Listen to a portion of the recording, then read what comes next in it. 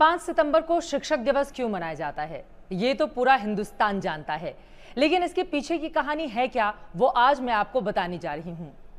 आज हम बात करने जा रहे हैं देश के पहले उपराष्ट्रपति और देश के दूसरे राष्ट्रपति डॉक्टर सर्वपल्ली राधाकृष्णन की।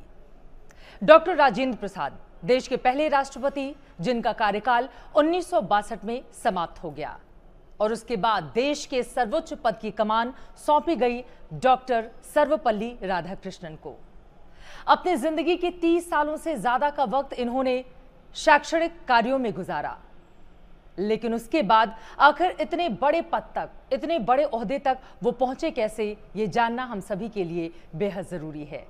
क्योंकि वर्तमान में राष्ट्रपति का चुनाव नजदीक है और हम सब अतीत के झरोखों में झांककर ये जानने और देखने की कोशिश कर रहे हैं कि आखिर यहां तक का हिंदुस्तान का सफर, महामहिम का सफर अब तक का कैसा रहा है। 5 सितंबर 1888 को मद्रास के एक छोटे से गांव में एक सामान्य ब्राह्मण परिवार में डॉक्टर सर्वपल्ली राधाकृष्णन का जन्म हुआ। वहां पर शुरुआती शिक्षा दीक्षा ग्रहण करने के बाद फिर अलग अलग जगहों पर होते हुए दर्शन शास्त्र में उन्होंने एमए किया। और ये बड़ा दिलचस्प है कि जिस कॉलेज से उन्होंने पढ़ाई की थी वहीं पर बहुत छोटी सी उम्र में ही उनको पढ़ाने का मौका मिल गया। 1921 में आखिर क्यों बग्घी तैयार की गई जिसको छात्रों ने खींचा था, उसकी कहानी बताऊंगी मैं आपको। लेकिन उसके पहले जान लीजिए तब का दौर कितना अलग हुआ करता था। बाल विवाह, बहु विवाह की इस देश में प्रथा थी और इसी वजह से डॉक्टर सर्वपल्ली राधाकृष्णन 16 साल की उम्र में ही उनका विवाह कर दिया गया और उनकी दुल्हन की उम्र उस वक्त महज 10 साल की थी। इससे आगे बढ़ते हुए सर्वपल्ली राधाकृष्णन, जो शुरू से ही बेहद मेधावी थे, किताबों का उन्हें बड़ा शौक रहा करता था। रिश्तेदारों के घर भी जाते थे तो वहां भी किताबें अगर मिल जाएं तो पढ़ना नहीं भूलते थे।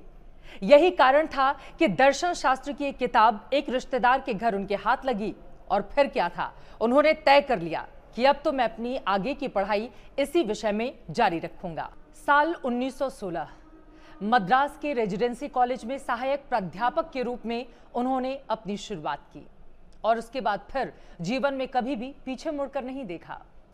साल 1921 की अगर हम बात करें तो आपको बताते चलें कि मैसूर का महाराजा कॉलेज के बाहर एक बग्घी तैयार की जा रही थी। उसको फूलों से सजाया संवारा जा रहा था। राधाकृष्णन वहां पर शिक्षक थे। दरअसल ये सारी तैयारी उनकी विदाई को लेकर था, क्योंकि स्टूडेंट के सबसे प्रिय शिक्षक अब कोलकाता जा रहे थे वहां पर अपने शैक्षणिक कार्य को आगे बढ़ाने के लिए। जैसे ही कॉलेज के मेन गेट पर आए, अपने सामने बग्घी देखकर वो मुस्कुराने लगे। दरअसल बग्घी तो तैयार थी, लेकिन उसमें घोड़े नहीं लगे थे, बल्कि उसकी जगह उनके स्टूडेंट्स ने ले ली और सर्वपल्ली राधाकृष्णन को कॉलेज से लेकर रेलवे स्टेशन तक उनके छात्र ही चलाते हुए खुद लेकर गए थे। इसी से आप समझ सकते हैं कि युवावस्था में ही उनकी लोकप्रियता अपने स्टूडेंट के भीतर कितनी ज्यादा रही होगी।